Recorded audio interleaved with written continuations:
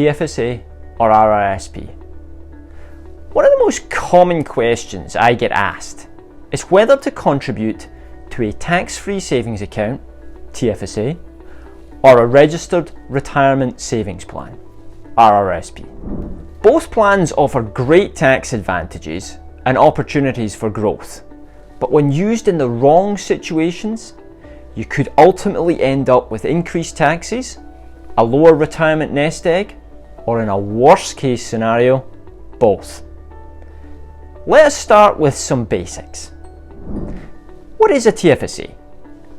Introduced in 2009, the TFSA allows you to save and invest on a tax-free basis.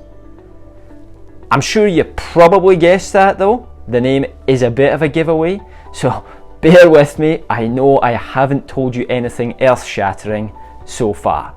Anyone living in Canada aged 18 or older currently accumulates $6,000 per year of contribution room with a maximum lifetime contribution limit in 2022 of $81,500. The TFSA is very flexible.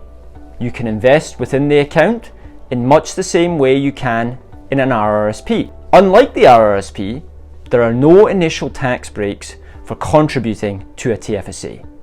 But you can withdraw the funds at any time, and no matter how large your TFSA grows, you will never pay a cent in tax. The only stipulation is that you don't go over your contribution limit, and if you do withdraw, you can't replace the withdrawn funds until January the 1st of the following year. Sound straightforward enough? Okay, so what is a RRSP? The RRSP was introduced in 1957 to help Canadians save for retirement. The maximum RRSP contribution for 2022 is 18% of your gross income, or $29,210, whichever is lower.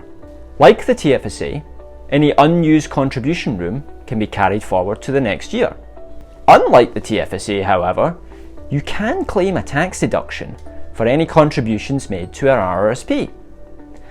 The higher your income, the greater the tax break. As an example, if you earn $175,000 a year, you will have a marginal tax rate at close to 50%. In this scenario, a $10,000 RRSP contribution would see you reduce your overall taxes for the year by around $5,000. Another example would be if you earn $70,000 a year. In this case, you will have a marginal tax rate of around 30%. Your reduction in taxes on a $10,000 contribution would be around $3,000. You can invest within the RRSP on a tax-deferred basis, but ultimately any withdrawals you make are 100% taxable in the year the withdrawals are made. The general idea with RRSPs is that you contribute during your working years, taking advantage of being in a high tax bracket, then later withdraw the funds in retirement when you're likely to be in a much lower tax bracket. So now we have the basics covered. Which is the better option for you? As a general rule of thumb, if your annual income is $50,000 a year or over, then it is typically beneficial to contribute to a RRSP.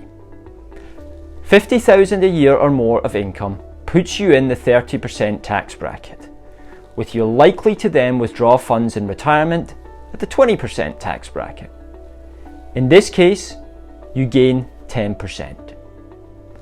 The larger your income is now versus what you expect it to be in retirement, the more efficient the RRSP is.